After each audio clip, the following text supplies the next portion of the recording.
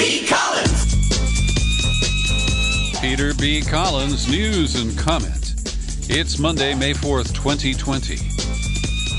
Upcoming in today's podcast, a response from Bill McKibben to the controversial new film called Planet of the Humans. And also, in just a couple of minutes, we'll have more for you on the continuing story related to Joe Biden's denial of the sexual assault charges by Tara Reade and a new wave of attacks on Miss Reade. And let me begin by saying that ordinarily I don't do what's called anniversary reporting.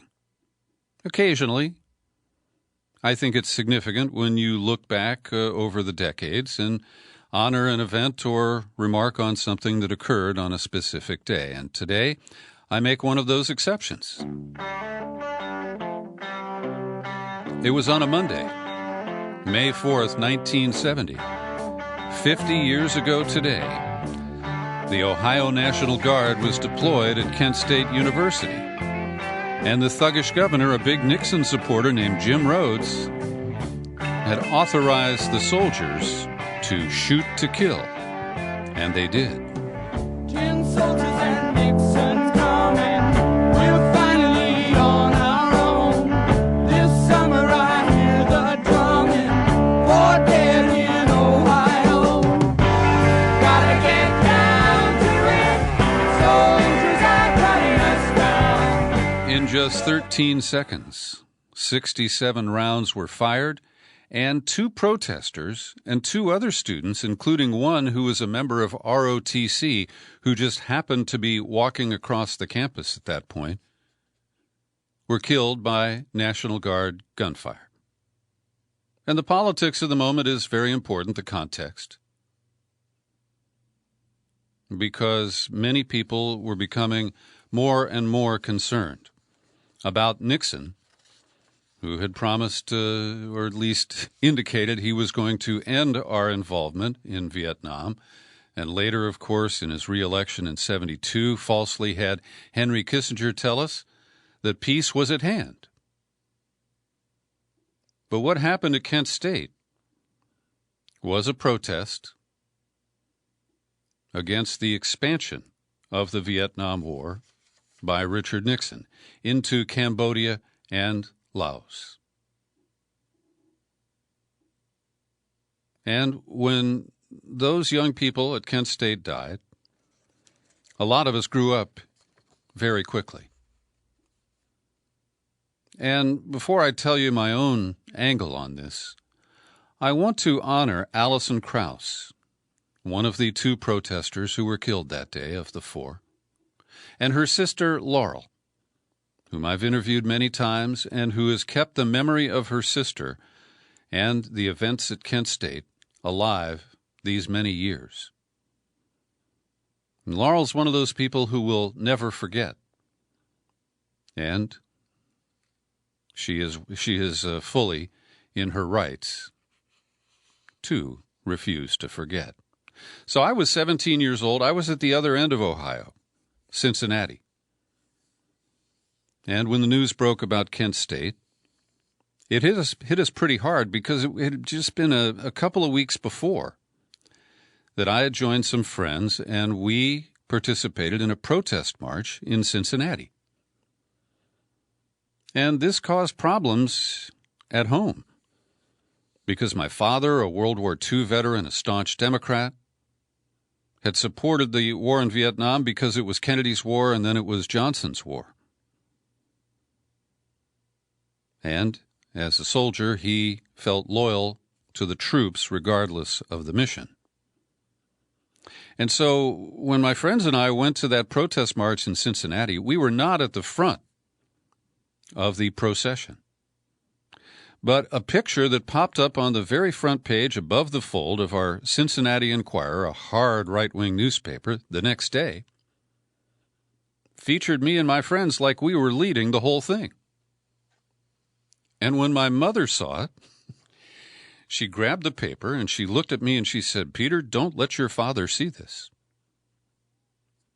And my dad, who died just a year and a month later, never did find out about that. And I'm grateful to my mom for protecting me from his wrath. But in the coverage today, there is some important context that is being added. And in an article at The Guardian, which, by the way, features a picture of the grave of Alison Krauss, they talked to Eva Patterson. And like me, she went to Northwestern University. That's where I went after I left Cincinnati. And I participated in protest events there. And she's an African-American educator and activist. And she wants to add important context. That 2 years before Kent State, South Carolina police opened fire on an African-American group of students at the State University in Orangeburg. And in that event, 3 black youths were killed and 27 others were wounded. And 11 days after Kent State, Mississippi police fired hundreds of shots at students at Jackson State College, killing 2 and wounding 12. Now, in all these cases, the police said they were, threatened by the protesters. And context was that radicals in the Weather Underground and other groups had bombed more than 4,000 locations across the country, government buildings. In most cases, there were no casualties, but these were statements opposing the violence of the Vietnam War and, frankly, the risk that people of my age were going to be drafted to fight it. But the investigations clearly showed that in none of these situations were the police officers or the National Guard, in the instance of Kent State, threatened in any way. And in fact, the average distance from the guardsmen who shot the 4 people who died at Kent State was over 350 feet. So it's not like they were in their faces and this happened in some manner of self-defense, even though that's what they tried to argue at the time. And this really led to my own distrust of the government, my skepticism of official government statements, and my concern that law enforcement could be engaged in corrupt operations. And I live with that to this day. So on Friday, we gave ample coverage to Joe Biden's denials of the allegations of Tara Reade, who worked for him in the United States Senate back in 1993. And her accusation is that Biden committed sexual assault. You know the details by now. And on Friday, I mentioned that Mika Brzezinski pressed Joe Biden on a series of questions about where a complaint that Tara Reade says she filed might be found.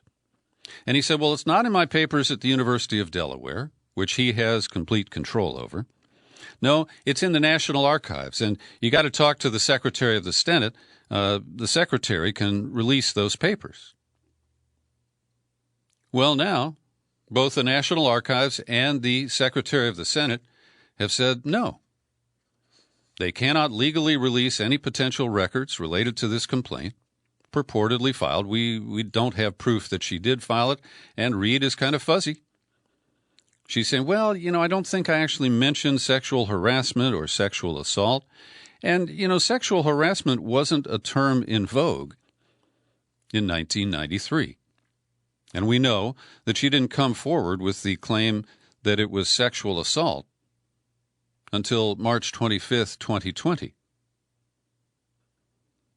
But the question arises, did Joe Biden already know that the request, and he wrote a letter on Friday following up on the interview on whatever that Joe show is, Morning Joe, and now he has been rebuffed.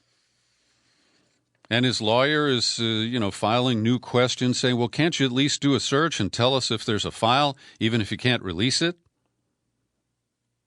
He had a few other demands. But is this a shell game on the part of Joe Biden and his campaign? I don't know that. I'm just asking the question. And so that appears to be a dead end.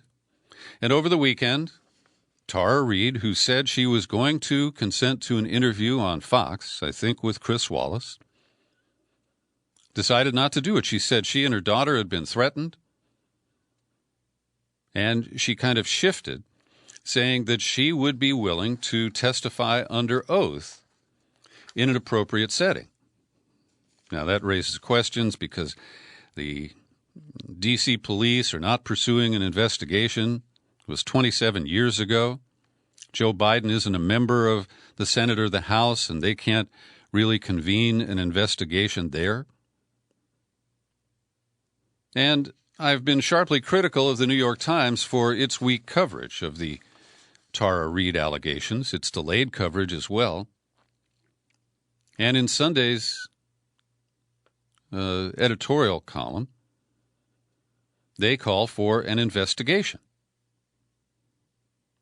And they don't really say what venue would be appropriate. But they note that the editorial board had advocated for a vigorous inquiry into the accusations of sexual misconduct raised against Supreme Court nominee Brett Kavanaugh. And that was brought by Christine Blasey Ford, as you'll recall. And so they say Biden has set higher standards for himself. It's been central to his appeal. His campaign is founded on the promise of restoring sanity, civility, and decency to the presidency. Even if certainty isn't possible, the American people deserve at least the confidence that he and the Democrats have made every effort to bring the truth to light. But if the DNC, the Democratic National Committee, stages some sort of an investigation, it reminds me of the way the FBI often investigates wrongdoing by members of the FBI. And when the FBI investigates itself, in 100% of the cases, it exonerates its officers, its agents. And I have suggested, at least to some correspondents on Facebook, that Professor Anita Hill, although she may be a little biased against Joe Biden, but we need an independent and credible person to lead any kind of investigation that may occur. And despite the Times' reluctance as a newspaper and in its news columns to pursue this, Elizabeth Brunig, who writes for the opinion page, published a piece on May 3rd, that's Sunday. Democrats, it's time to consider a plan B. And she says, I don't know. In her voice, she's saying she doesn't know what happened. But she argues Reade's account is not nearly as incredible as some have argued. In the course of my reporting, she says, I have worked closely with many survivors of sexual assault. It isn't unusual in my experience for survivors to exhibit behavior that seems unstable or erratic to others. They may initially disclose to investigators or journalists only a fragment of what happened, and then reveal more over time. Some even falsely recant, either because they sense the police don't believe them or because they fear the consequences of pressing their claims. And victims often maintain relationships with their attackers or harbor mixed feelings about them. And she quotes some experts in the field and continues, this is collateral damage that Democrats who have spent the last few years championing the Me Too movement should be loath to incur. Democrats who subject Ms. Reade's allegations to a level of scrutiny not widely applied to accusers in similar circumstances such as Christine Blasey Ford, also open up past and future cases to reproachful disregard. Conservatives, like my colleague Brett Stevens, she says, can see the plain gulf between how Democrats have approached sexual assault in politically advantageous cases versus Ms. Reade's, and the evident hypocrisy threatens to discredit the entire enterprise. Liberal thinkers and organizations have begun to realize this. Many have responded accordingly. Feminist author Jessica Valenti has emphasized the import of believing women even when it's politically inconvenient. And Brunig goes on to say, it's quite possible that this won't just go away.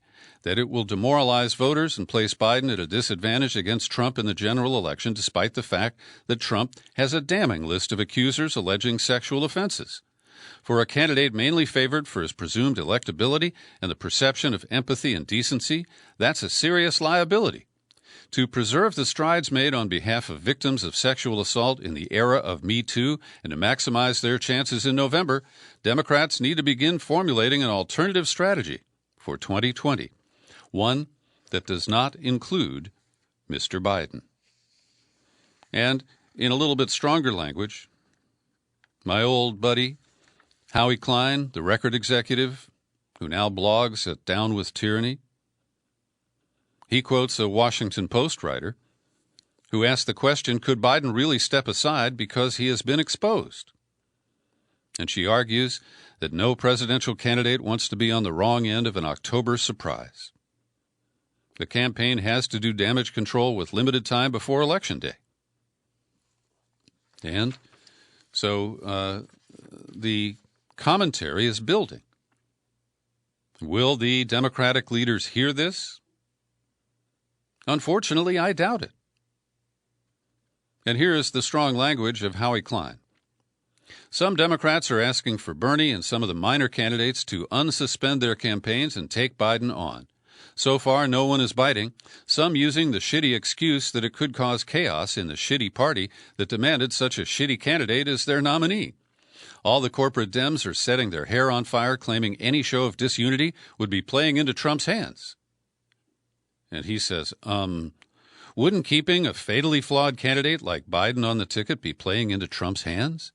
Trump's campaign has many millions of dollars to make sure every voter hears all about this filthy little secret that Biden has endeavored not to address. And then, starting on Friday, a series of murky reports have surfaced on the internet. And I've linked to the two that I've seen in the show file for today's podcast. I don't hide stuff from you. And the first one is written by two guys who could be brothers or they could be married. They share the same last name, Brian and Eddie Krasenstein. And they write an expose. Biden accuser Tara Reade allegedly stole from nonprofit organization. And they detail that for a period of time, she volunteered for a California-based nonprofit horse rescue outfit based in Watsonville.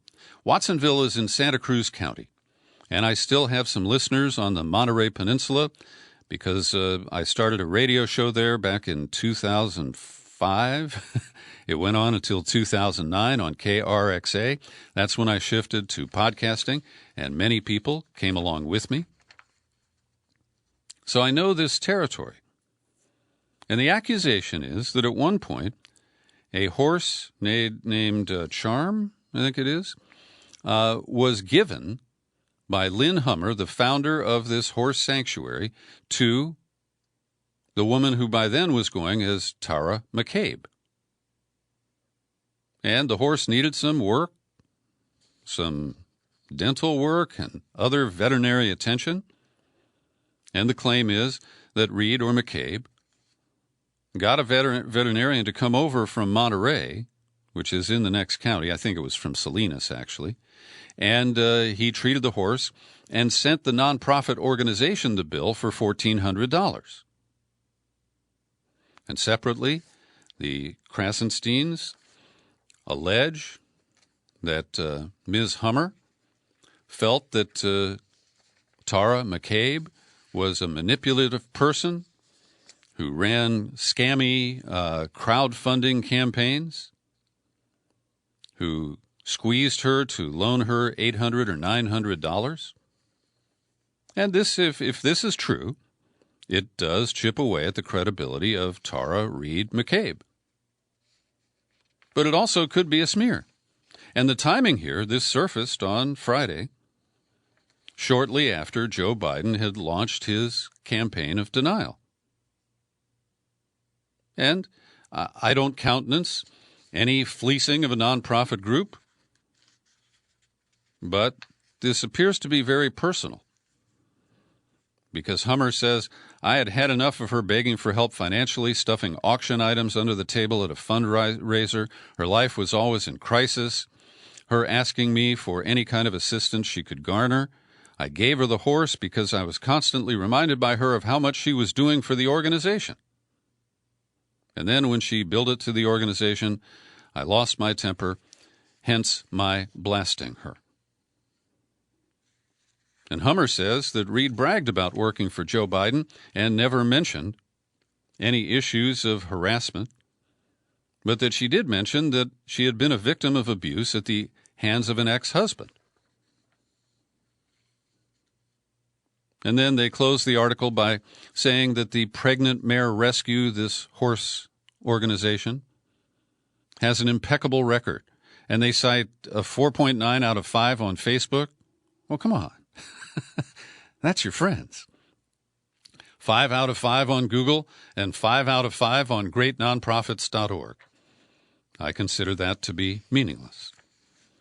Then there's this other piece, and you'll recognize the name of this respected investigative reporter, Hedgehog 200. Now, the website here, it's written, the address, the name of it is A Scammer's Nightmare is Justice. Now, I consider this to be scurrilous. I cannot put any real credibility into it. But I'll give you just the brief summary of the parts of it that I read. It went on for 43 pages, and I did not make it to the end.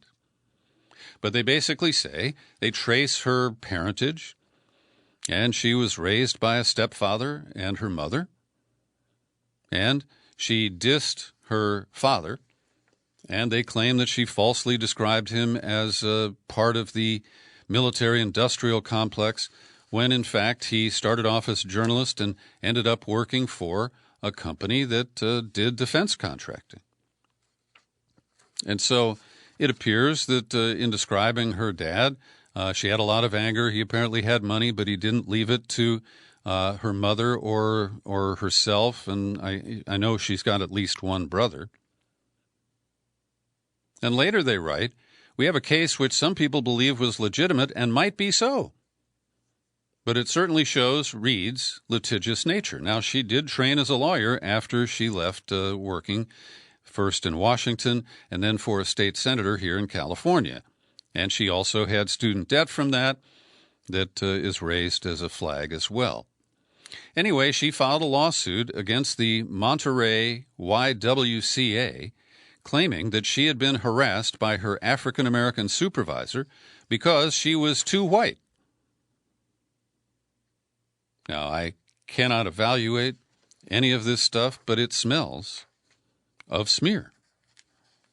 And, again, as Elizabeth Brunig pointed out, victims of sexual assault have many different responses, not all rational. And without getting too personal or putting too fine a point on it, when Tara Reid left Washington, she was a very thin, beautiful young woman. And you can't use those adjectives when you look at her in middle age. And I'm not being judgmental. I'm trying to point out that some people who go through a lot of trauma end up not taking great care of themselves. So the other point I want to make here before we get to commentary from DNC Chair Tom Perez is that the right-wing media is all over this.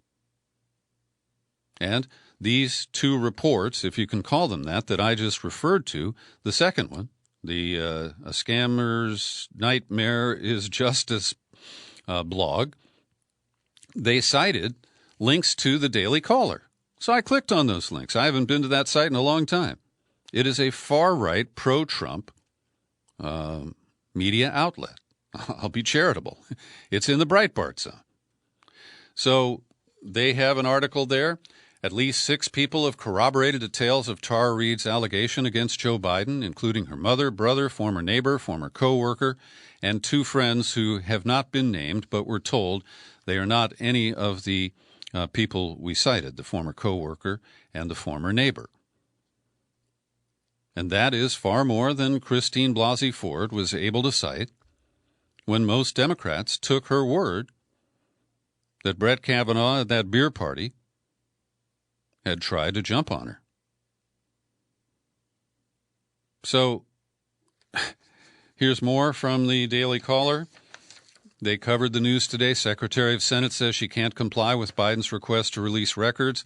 Then moments later, they posted Biden's lawyer response to Secretary of Senate, who said she can't comply with Biden's request to release records. And so the point I want to make is that this is not going to go away. Even if Tara Reade crumbles and destroys her own credibility, the allegations are out there. In many ways, the die has been cast. And Democrats continue to back Biden, and this one is painful. All right? Yesterday, on Jake Tapper's show on CNN, the guest was Michigan Governor Gretchen Whitmer.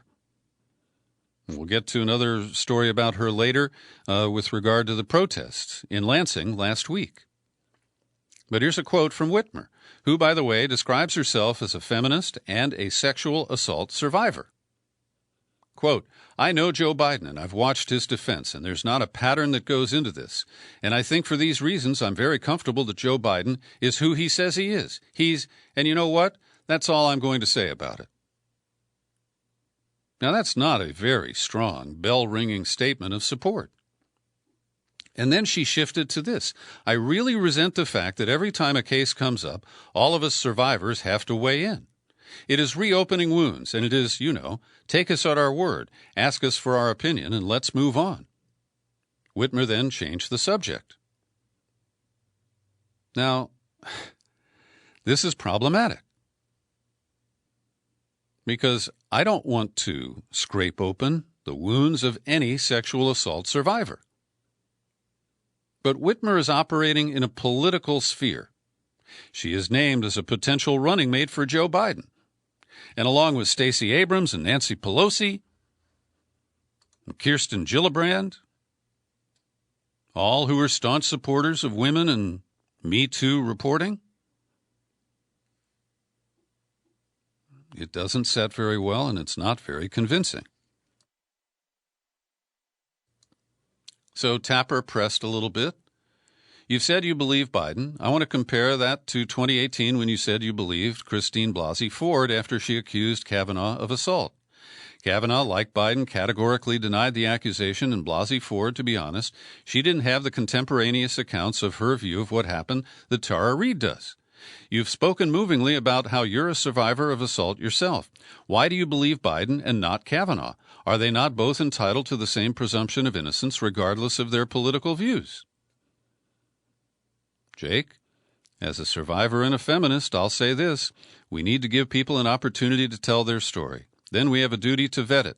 And just because you're a survivor doesn't mean that every claim is equal. And as I've said before, I do fear that women will make opportunistic claims of sexual assault in efforts to get revenge, to get attention, to get money. And so I don't want to, for a minute, engage in that same kind of what I consider to be opportunism. And I agree, you have to take each case on its own merits. But she is dodging the very comparison that Tapper laid out. That Reade has a nominally, if marginally, stronger claim that's buttressed by other people than Blasey Ford presented. So here's Tom Perez, and this is really insulting. On ABC's This Week, he told Martha Raddatz, this is like Hillary emails because there was nothing there. Now, there was something there. Number one, Hillary set up the private email to avoid Jason Leopold and other people using the Freedom of Information Act to get at her State Department account. She laid the trap that she stepped into. And there was substantial material of pay-to-play between the Clinton Foundation and the Secretary of State's office. There was quite a bit in Hillary's emails. But now, DNC Chair Tom Perez just blithely says that Tara Reade is nothing and that Hillary's emails were nothing, and there are way too many people who will simply believe that.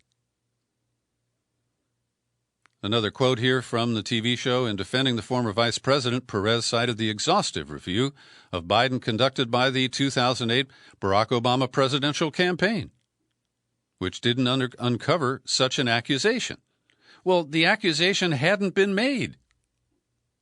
Tara Reade had only told a few friends. And you can question the timing of this.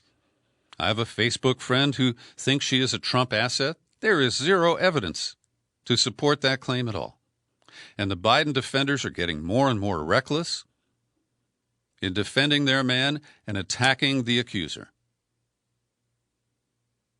And do you remember the fake investigation that was conducted in the middle of the Kavanaugh confirmation hearings? There was enough noise that the Republicans relented and said, well, we'll give the FBI this little list of people to talk to, and they have a week to get back to us.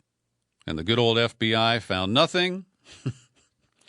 And the I Like Beer Justice then played Clarence Thomas with the outrage game, and he won the day in the confirmation. All right, so here's a strange dude who supports an investigation, tweeting on Sunday, oh no, it was earlier this morning, 5:38 a.m., Donald J. Trump, Concast, he says, as he calls Comcast, the parent now of NBC News. Concast should open up a long overdue Florida cold case against Psycho Joe Scarborough. I know him and Crazy Mika well. Used them beautifully in the last election, dumped them nicely, and will state on the record that he is nuts. Besides, bad ratings. Hashtag Open Joe Cold Case. Now, I don't know the details of all this, but somebody who was a staffer when Joe Scarborough was a Republican in Congress, her name was Laurie Klausudis, died at the age of 28 due to an apparent head wound. I know nothing about this case. But this is Trump. He cannot control himself. And to undermine Scarborough and, in turn, Mika Brzezinski, who just put his opponent, to some extent, on a hot seat, I mean, it doesn't make any rational sense whatsoever. I want to remind you about the Peter B. Collins Podcast Community Fund. We have cash. And today I have no one asking for a $100 grant. And if you've hit hard times and you could use $100 to buy groceries, to fill up your gas tank, buy some stuff at the pharmacy, please send an email to peter@peterbcollins.com. Our listeners have joined me in funding this effort, and we want to make sure it gets to people who can really use it. I got a nice thank you note from Sherry in Eureka. She got her $100 check over the weekend, and I'm glad that you and I have been able to help her at a difficult time. And I'm sure there are other listeners who could use $100. This is not a contest. It's not party cash. But if we can help you, please get in touch. peter@peterbcollins.com. Consortium News is doing the best job of covering the ongoing extradition trial of Julian Assange, and they report that Judge Vanessa Baratzer, who is quite biased against Assange, has moved the trial to September 7th if they can find an open courtroom in London. And speaking of WikiLeaks, Alison Weir, who is a well-informed critic of the extremes of the State of Israel, publishes at Mint Press News today. And newly released FBI documents, you'll see that WikiLeaks comes into play here, suggest that Israeli government officials were in contact with the 2016 Trump presidential campaign and offered critical intel. Now, many times during the whole Russiagate scandal and the Mueller investigation, I have argued that the evidence that Russia meddled in our election is very weak, but that the State of Israel openly meddled in our election. Benjamin Netanyahu came for AIPAC in March. He was invited for a joint session of Congress, where a few members chose not to attend, but not very many.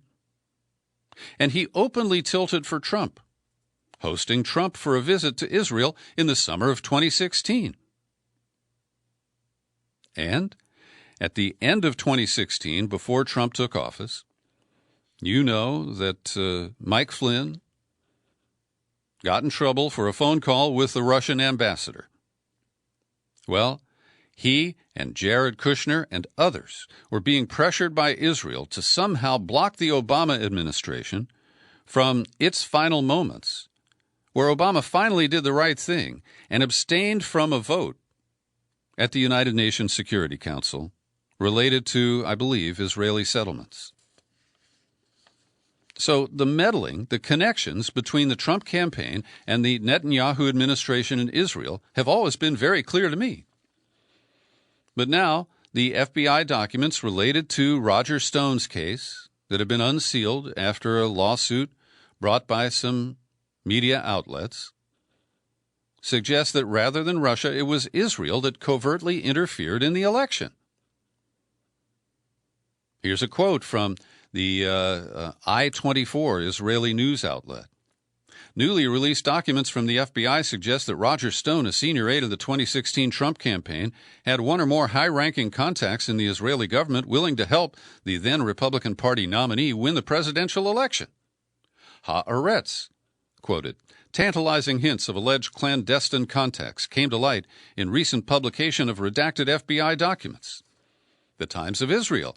The FBI material, which is heavily redacted, includes one explicit reference to Israel, one to Jerusalem, and a series of references to a minister, a cabinet minister, a minister without portfolio in the cabinet, dealing with issues concerning defense and foreign affairs, the prime minister.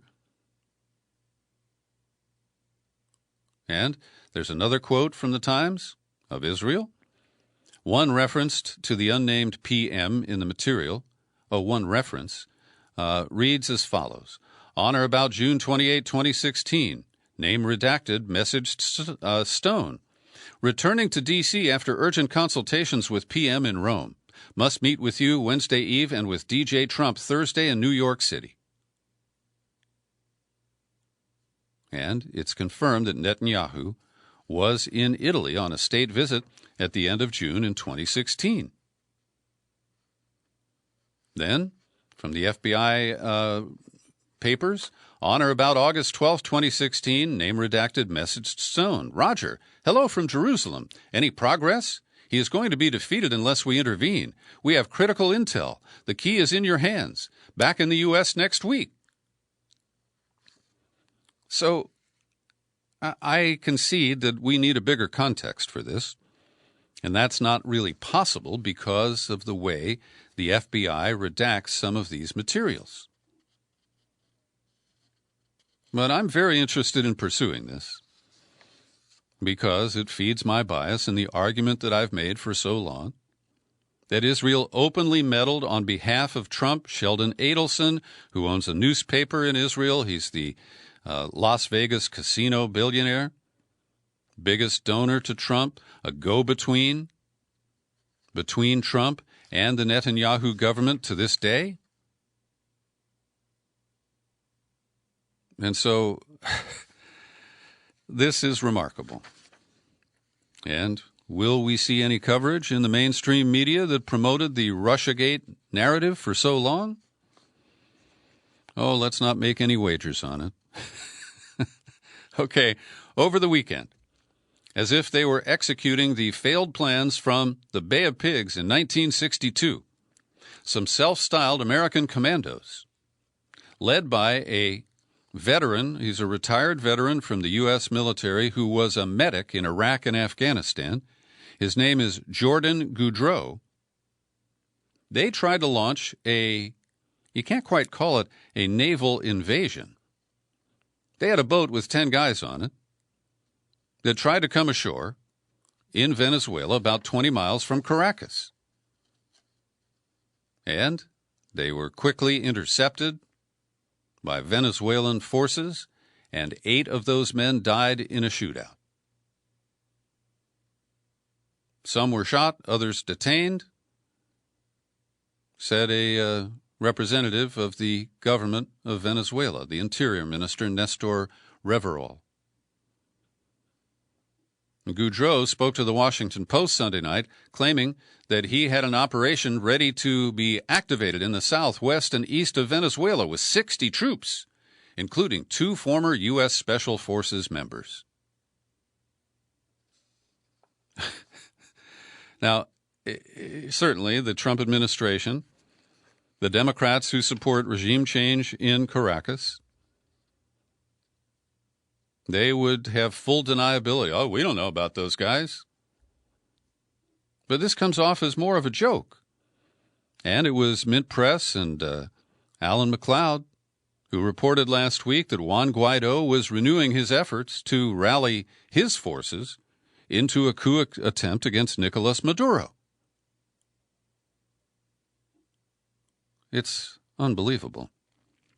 Now, another unbelievable report we now know was that North Korean leader Kim Jong-un had surgery, was brain dead, and or had died. And I tweaked TMZ because it was the first to report online that I saw, and it actually was based on a report from the New York Post, which was based on a report, as Ben Norton exposes at the Gray Zone today,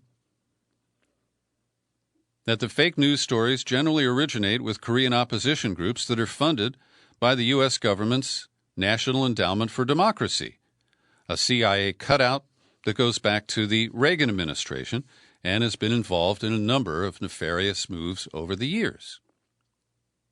And get this. The original source of this was the Daily NK, a South Korea-based propaganda outlet funded by Washington to conduct information warfare against the government in the North. This network has received millions of dollars in grants from the NED, and they have a screenshot here that shows that in 2016, the Daily NK got $200,000 from the NED in 2017. So this goes back to Obama. In 2017, $250,000. 2018, $270,000, and they got a raise in 2019 to $400,000. And this is part of the South Korea-based Unification Media Group. Does that ring any bells? Think about Reverend Moon. Think about the Korean Central Intelligence Agent, Colonel Bo Hee-pak, who was a leader of the Unification Church, the Moonies, here in the United States. Think about the Washington Times, the right-wing stenographic outlet based in Washington, D.C. I'm not making this stuff up. I just need to reassure you of that. Now to today's COVID-19 update, edited by Linda Lewis. The worldwide deaths reported is closing in on 250,000. We have 68,326 deaths in the United States linked to COVID as of today. She reports that an intensive care chief in France has confirmed that doctors discovered a December 27 case in Paris. That's in a Paris suburb. And that previously France had reported its first confirmed case on January 24th. Now compare this with the recent update here in the United States that the first identified case was in February in Silicon Valley, in Santa Clara. So this shows that the virus was present in Europe. The outbreak in New York has been attributed to people traveling from Europe, notably Italy, but now France, I guess, has to be included in that vector. And at the same time, Mike Pompeo is saying, well, he's contradicting himself. And Linda grabbed the verbatim here from ABC's This Week, Martha Raddatz, asking the Secretary of State, have you seen anything that gives you high confidence that this originated in that Wuhan lab? Martha, There's enormous evidence that that's where this began, says Pompeo. Raditz, do you believe it was man-made or genetically modified? Look, says Pompeo, the best experts so far seem to think it was man-made. I have no reason to disbelieve that at this point. Raditz, your office of the Director of National Intelligence says the consensus was that it was not man-made or genetically modified. That's right, says Pompeo. I agree with that. Yes, I've seen their analysis. I've seen that summary that you saw that was released publicly. I have no reason to doubt that that is accurate at this point. What? He took both sides in two breaths. And clearly, the political angle of the Trump administration is blame China, blame the World Health Organization. There are a lot of people in Trumpville who want to claim damages and collect, they hope, billions of dollars from Beijing. And look, I have been clear with you. I don't know where the virus came from. It could have been the Wuhan Virology Laboratory. It could have been Fort Detrick. Israeli intelligence reports they may have a vaccine, and if they're on it that far ahead of the game, we simply don't know. And, of course, I'm not concluding that it came from a bioweapons lab. We simply don't know, but we have to explore all of the obvious possibilities. And Pompeo's got to get his story straight, that's for sure. On to another topic from Linda's report. The Food and Drug Administration announced the companies selling coronavirus antibody tests must submit data proving accuracy within the next 10 days. So they've allowed them on the market, and now they have to prove that they work. That is remarkable. Dr. Deborah Birx appeared on Fox News Sunday, expressing alarm at the sight of protests like those at the Michigan State Capitol where people huddled together without masks. She doesn't quite mention that many of them had long rifles. It is devastatingly worrisome to me personally, Dr. Birx said, because if they go home and infect their grandmother or the grandfather who has a comorbid condition and they have a serious or unfortunate outcome, they will feel guilty for the rest of our lives. And I mentioned earlier, there is a reaction from Governor Gretchen Whitmer. Quote, some of the outrageousness of what happened at our Capitol depicted some of the worst racism and awful parts of our history in this country. She went on to say, she highlighted that the number of protesters was relatively small, but the imagery they used was a disturbing reminder of ugly elements of America's past. Quote, we know that people are not at all happy about having to take the stay-at-home posture. And you know what? I'm not either, she said, but we have to listen to the public health experts, and displays like the one we saw in our state capitol are not representative of who we are in Michigan. There were swastikas and Confederate flags and nooses and people with assault rifles. That's a small group of people when you think that this state has almost 10 million people, the vast majority of whom are doing the right thing. And Tom Ridge, you remember him? He was Bush's first Secretary of Homeland Security, and he invoked John McCain. He said the armed protesters are no heroes. Quote, comparing them to veterans like McCain, they're not heroes. He challenged the notion that you would show up in a legislative body to try to intimidate in the U.S. Political figures in this country.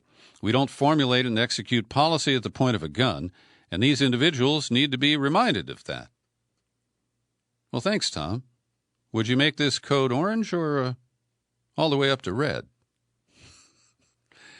George W. Bush released a video after he appeared on a Call to Unite live-streamed event calling for an end to partisanship. Remember, he's a uniter, not a divider. And I do understand that he is appalled by Trump like the rest of us. But Trump has been dinging him for not supporting the Republican stonewalling of Trump's impeachment.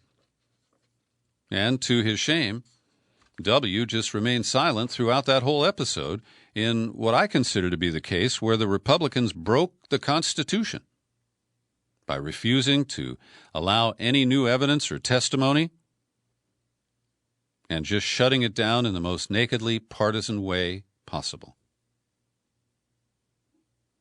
We also had more protests here in California over the weekend. And from my perspective, and I wasn't in Huntington Beach, but it is a Republican stronghold. And I believe that many of these protesters are motivated against opposing not the stay-at-home or stay-off-the-beach order, but the man who delivered it, Democratic Governor Gavin Newsom. And I want to take a minute here to lighten up things just a bit, because Seth Meyers, the late night NBC host, has a brother who looks stunningly like Gavin Newsom. And he does a pretty good job of impersonating him. So sit back and take a listen. I'll throw up the link to the YouTube video because it is worth watching. But the sound and the writing of this sketch, both pretty good. Good afternoon. At these coronavirus briefings, we've been sticking to the facts. But I'm also a human being with feelings, and I'm getting pretty pissed off. So I might take some liberties today, and I apologize in advance. Spring is here, and my fellow Californians are chomping at the bit to get outside and enjoy this hella sweet Cali weather. But we're asking you to continue social distancing, and whenever possible, just stay home. I know, major bummer. We've even gone so far as to officially close the beaches in Orange County. So if you live there and you're mad about it, all I can say is, welcome to the OC, bitch. We had a small number of protests this week consisting of some real chowderheads unhappy with our stay-at-home orders. You may wonder how this kind of ignorance could be so prevalent in a state as progressive as California. But we're a big state who not only elected, but also re-elected presidential errand boy and all-around nugget, Devin Nunes. And look, as a Gavin, it pains me to take sides against a Devin. The Gavins and Devins of the world are natural allies. We're not supposed to be fighting. We're supposed to be rolling up to the marina in our matching Miatas with sweaters tied around our necks and sunglasses propped gently on our freshly frosted tips. But alas. Meanwhile, back in D.C., President Trump's daily briefings have been an absolute dunce factory. They say coronavirus particles can spread up to 6 feet, but when the president talks, his bullshit particles make it all the way to California. Listen, we have difficult weeks and months ahead. I implore you to continue social distancing, wash your hands, wear a mask, and please don't drink any household disinfectants, unless you're Devin Nunes, in which case the president said it was a good idea, so maybe you should run along, be a good soldier, and go mainline some Lysol. Let me know how that goes, Chief. All right, later, skaters. Mana. Governor Newsom did announce a relaxation of some of the regulations. I don't have the details on it, and I'll try to bring those to you tomorrow. They're going into effect later this week. So I did like the line in there about when Trump spews the bullshit makes it all the way to California. And he was really feeling sorry for himself during a 2-hour Fox News town hall that was staged at the Lincoln Memorial on Sunday. And the Washington Post writes it up this way: his mix of self-pity and self-congratulation was startling, especially given the backdrop as more than 67,000 Americans have been reported killed by the virus. And invoking Lincoln, he said, they always said, nobody got treated worse than Lincoln. I believe I am treated worse. You know, I believe we've done more than any president in the history of our country in the first 3.5 years. I really believe that. And when a sympathetic question came from a Trump supporter, the question I have, she said, is the manner of your presentation. Why do you use descriptive words that could be classified as bullying? And why do you not directly answer the questions asked by the press, but instead speak of past successes and generally ramble? That's from somebody who likes him. And he can't answer the question. He says, look, I am greeted with a hostile press, the likes of which no president has ever seen. Well, he baits them on a daily basis and wonders why. And then he, of course, bullshits through their questions in his answers. And so then Brett Baer followed up and said, well, as far as bringing America together, do you think you're doing that? And he said, I think we are winning. We were winning very big, and then we had a horrible thing happen. We were winning bigger than we've ever won before, Brett, and I think that winning ultimately is going to bring this country together. Yeah, it's all about the winning. Then he revised upward his estimate of the number of likely deaths, even as a leak from the White House indicates that the number may double during the month of May. That would put us at almost 140,000 cases related to the coronavirus. A little good news, that Republican donor and Trump buddy Monty Bennett, who got $70 million for his companies in bailout money that was intended for small businesses, and one of his operations is the Ritz St. Thomas in the Virgin Islands. He's been shamed into returning $70 million. And the newest report of corruption in Trumpville relates to a guy over at Health and Human Services whose name is Robert Kadlec. Now, he's been there for a while, and he rearranged the furniture to eliminate experts and staff people from key decisions. And then he made a deal to buy almost $3 billion of smallpox vaccine from a company that once paid him as a consultant, a connection that he did not disclose on a Senate questionnaire when he was nominated. So this is how things work in Trumpville. And they tell us that they want to assign any vaccine that is developed to be rolled out by Johnson & Johnson, the baby powder people who had asbestos in the baby powder, who participated in the profiteering related to opioids, and, oh boy. A quick note, the Rockefeller Institute of Government has done a new study, and this relates to the back and forth between Governor Cuomo of New York and Senator McConnell from Kentucky. And when McConnell suggested that the state should just apply for bankruptcy, which is not currently an option, instead of getting bailed out by Washington, Cuomo fired back, hey, we send more money to Washington than we get back. Well, it's true. New York pays in for every dollar New York sends to Washington, they get 91 cents back. For every dollar that Kentucky sends to Washington, they get $2.41 back. And California, which was once a donor state, we used to get 78 cents back for every dollar sent to Washington. We're now even. A dollar in, a dollar out. And finally, today, as promised, I want to recap Bill McKibben's rebuttal that is curiously aimed only at Michael Moore and not at the filmmaker Jeff Gibbs, related to the new documentary called Planet of the Humans. And as you know, I embrace the central theme of the film. It is critical of the environmental movement, and it pegs it as often too tied to the industries that have produced a lot of carbon and profited from it. And while I've acknowledged that the film does have some weaknesses, some of the footage and the claims are dated, well, the piece in Rolling Stone is McKibben versus Moore. Now, it's true, Michael Moore is the producer of the film. He's been out there promoting it, but he didn't make the movie. And McKibben, I read this twice very carefully, never mentions Jeff Gibbs directly. He does cite Ozzie Zahner, who's one of the film's producers and who does appear in the film alongside Gibbs.